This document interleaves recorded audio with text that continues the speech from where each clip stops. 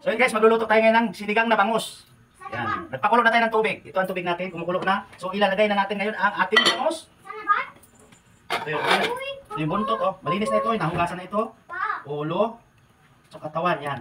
So ngayon guys, papakuluin lang muna natin yan. Then ilalagay natin yung ating luya. Luya. Uy, kunin mo yun.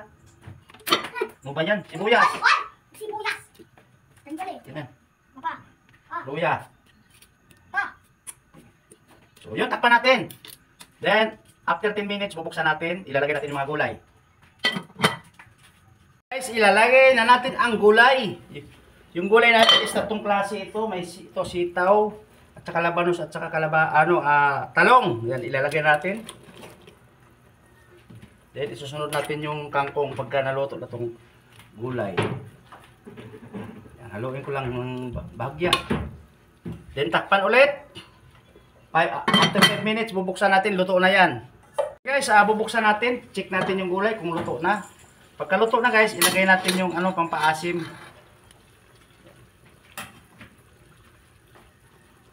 Yung talong, sigurado ako luto na. Yan.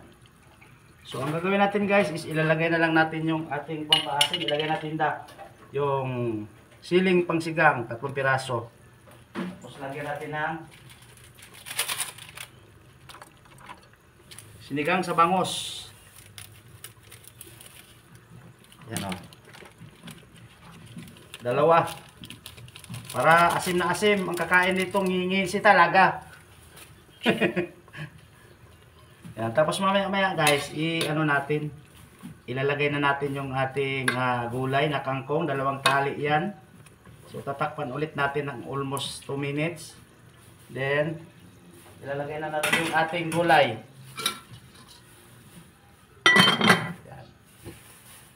Titikman na natin to kasi nalagyan natin dito ng papaasim. Yan, bumubula na siya. Yan. Tikman natin kung ang lasa ay sakto lang. Pag kulang, puna na to. Kasi na nato ni ko sa kakilo. So ngayon guys, sakto rin ang timpla.